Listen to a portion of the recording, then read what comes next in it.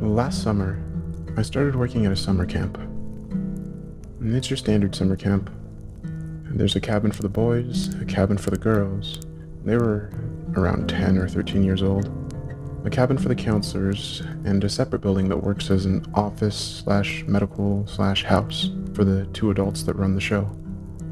The counselor cabin is larger than the others and has two rooms that face each other across a recreation/living space. It has a pool table and an old TV with an SNES hooked up to it. It's a pretty chill way to spend the summer. And there were 5 counselors at any given time. Each room was designated and shared by gender. My first summer there was awesome. I met some really cool people, and the kids were great, and it was a blast. I was one of 3 male counselors, and the other 2 were girls, your typical cute camp girls. We would spend our afternoons in the sun, swimming or hiking, and the nights shooting pool and clearing Mario Bros. While we were all really good friends, David and I really hit it off. We liked the same bands, had the same interests, and the whole 9 yards. And it was nice to have someone I considered a real friend out there. Camp ends too quickly though. The end of the summer was coming, and we knew we would have to part ways. I added everyone that I worked with on Facebook the second I got home.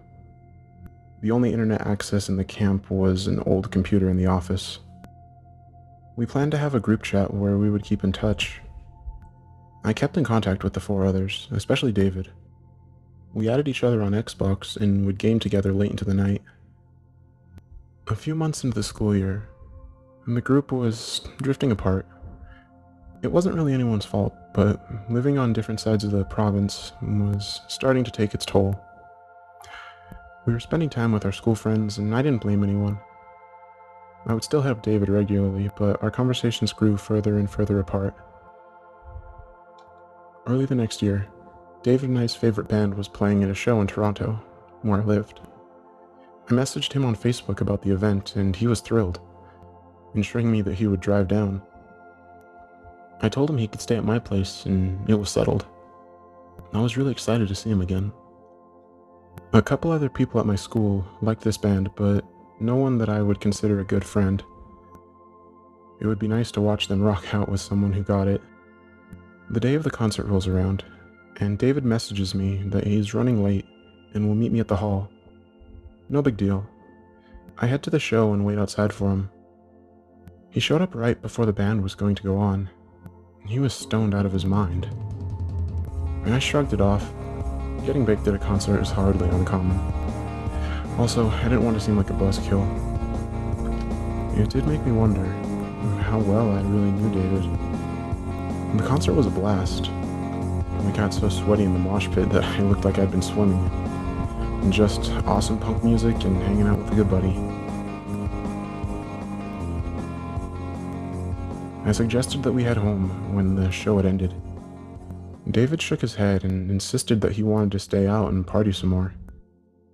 He'd been talking to some girls, and reluctantly I agreed. We had a pretty good time rolling around the nearby parks, smoking and drinking from a flask one of the girls had brought.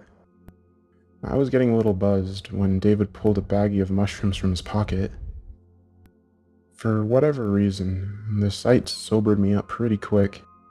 I took him aside and said that we had been out late enough, and I wasn't really down to do shrooms. David laughed it off and basically told me to head home, and if he couldn't find a warm place to sleep, he looked sideways at the girls as he said this. He would call my cell. If it came to it, he could sleep in his car. I didn't want to leave my friend, but I really didn't want the night to get out of hand. I sighed, told him to message me if he needed, and bro hugged him goodbye. After taking the brunette's phone number, I jogged home. We had wandered near enough to my house. The next day, I woke up fully clothed and hungover.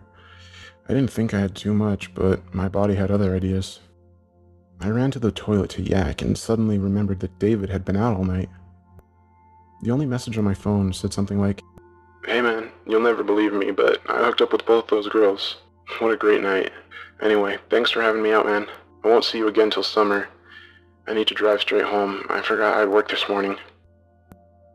I thought it was weird that he had come and gone in such a flurry, but his house was at least a 4-hour drive away, so leaving early for work made sense. After the concert, David and I grew closer again, for a few weeks, before the inevitable drift. It's funny how being geographically far apart can make friendships diminish. It wasn't like I didn't like him anymore, just that with girls and exams coming up, I needed to keep my focus homebound. Before I knew it, I was applying for another year of summer camp. I hadn't spoken to David in well over a month. Before I left, I shot him a quick message on Facebook. "Hey dude, camp starts soon. Hoping to see you there again this year." Something casual. I saw that he viewed the message, but after 5 minutes of last-minute packing, he had not responded, so I shrugged it off and threw my phone in my bag. It was a long drive, having only one vehicle. My parents planned to drop me off and pick me up when camp ended a month later.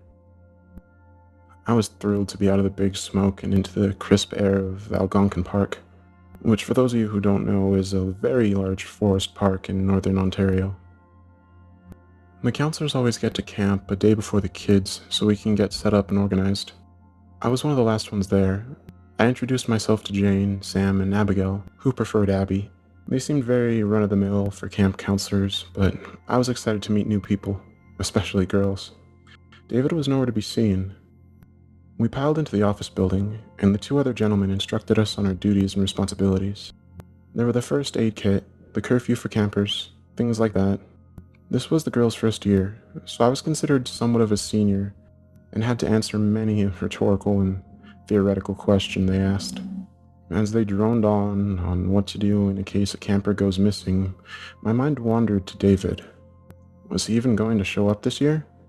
As much as I liked the idea of being alone with 3 girls all month, I would have liked to have my friend there. I turned my head to glance out the window, and smiled as I saw David approaching the building. I didn't think about it until later, but the window was on the side of the building that faced towards the heart of the forest, opposite the side of the road and parking lot. David came in and apologized for being late.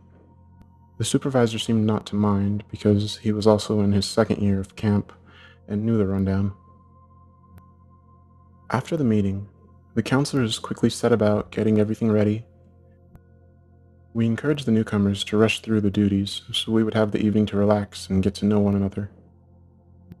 The light on one of the boys' cabins was giving us some difficulties, so I was inside replacing it when David and I first got a chance to talk properly. He wandered into the cabin, whistling a tune. "Abby's pretty cute, huh?" The standard David. I laughed and we got to chatting and catching up. I've been rambling for a while, but I think those details were important. Last night is when things started to get very weird. I was in bed, following a night of destroying David in Super Mario Kart.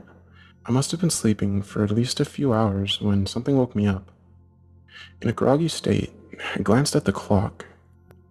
3:44, I grumbled to myself and rolled over in bed. The room I was splitting with David was fairly large, with opposite bunk beds on each side, but from where I was, I could clearly see David was not sleeping in the room. In fact, it looked like he had not even touched the blankets. I tried to remember how events right before bed had unfolded, but I was drawing a blank. The long day of travel, work, and gaming had taken its toll, and I just flopped onto bed and crashed. Knowing something was off, I started to shake off the sleepiness. I slowly sat up and reached towards the lamp on the bedside table. As I grabbed the chain, I heard a dull thumping sound outside of the cabin. My bed was against the wall that faced towards the clearing of the center of camp. There's a window that looks out that way further down along the wall, but from the angle in bed, I couldn't see through it. My heart started racing, but my hand would not pull the chain. In my head, I thought through the possibilities. Bear? Moose? Deer? Mountain lion? One of the supervisors? It could be anything. But animals weren't a threat as long as I was in the cabin.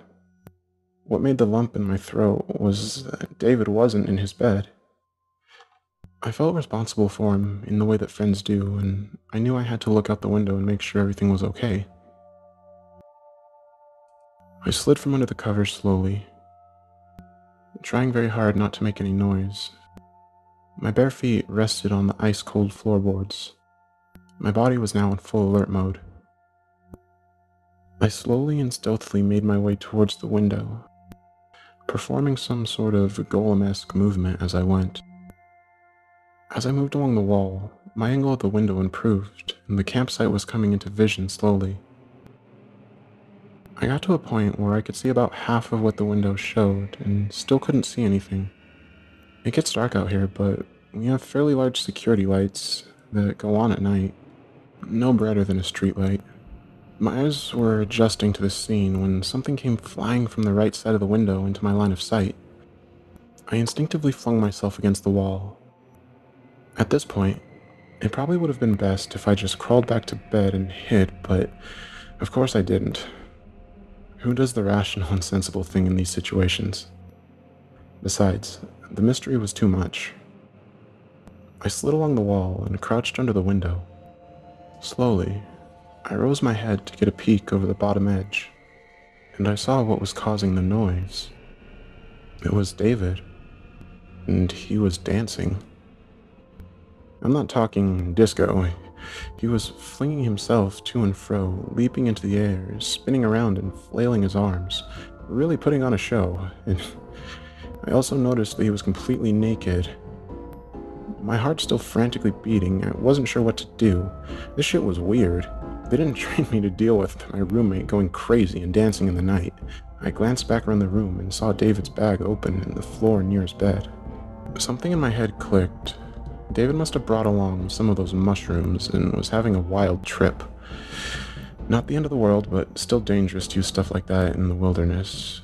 If he got lost, he might never be found. I started rising more and more in the window as I contemplated the alien scene. A lot happened very quickly. And the first thing I noticed was the smell. It flooded into the room and nearly suffocated me with its intensity. It smelled like copper. Thick, old copper. I knew enough to know the smell of blood, and I had to fight back the urge to vomit. And the second thing that happened was the moonlight coming from the clouds to illuminate the clearing in the pale light. David had stopped dancing, facing the forest, and his chest was heaving up and down heavily. At this point, I was standing completely upright in the window, transfixed with the scene in front of me. David began walking towards the forest, and I felt a cold dread start to creep through the floorboards into my legs and my chest. He took each step with precision and purpose. 10 paces from the forest, he stopped and stood for a while. The panic was settling in fully now. I was barely breathing. The cold had spread through my body. The smell had gotten worse and worse with every second. My brain must have realized I was suffocating because I suddenly took a sharp breath. I had barely made a noise, but I instinctively knew it was too much and that he had heard me. I saw David snap his head around and look directly at me. I dropped to the floor and frantically crawled back to my bed. I kept telling myself that he shouldn't have been able to see me. It was too dark in the room and too bright outside. I started to cry as my eyes darted back and forth between the door and the window. Hours went by with nothing happening, but I was definitely too afraid to go look out the window again. Eventually, I fell asleep. I don't know how. When I woke up, it was with a start. Fearing for my safety, my eyes immediately flew to David's bed. He was sound asleep and snoring. I almost laughed when I realized that I must have dreamt the whole thing.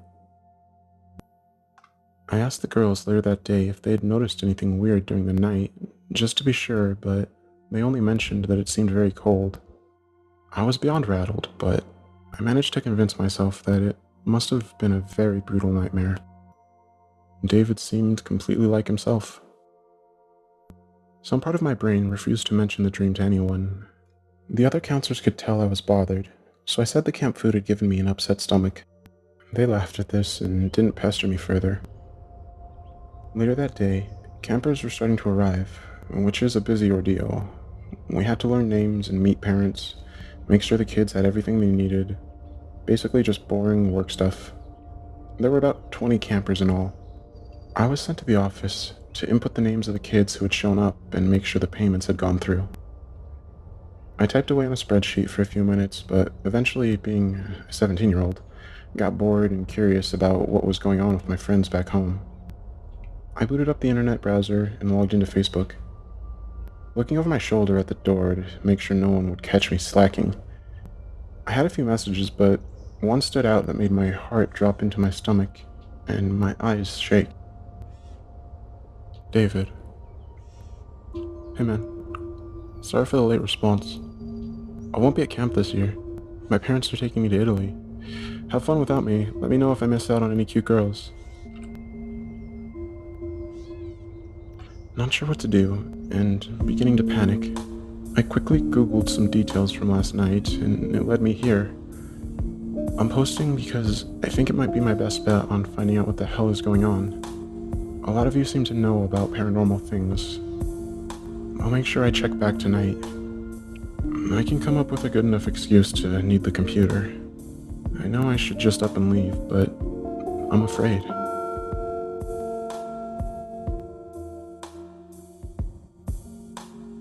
Hello. I hope you enjoyed this narration. If you did, be sure to check out Spartan School's Reddit page. They also have a YouTube channel, so I'm going to be linking to their YouTube channel in the description as well. Stay tuned for parts 2 and 3 of this story, as well as more stories from my No Sleep Night Marathon.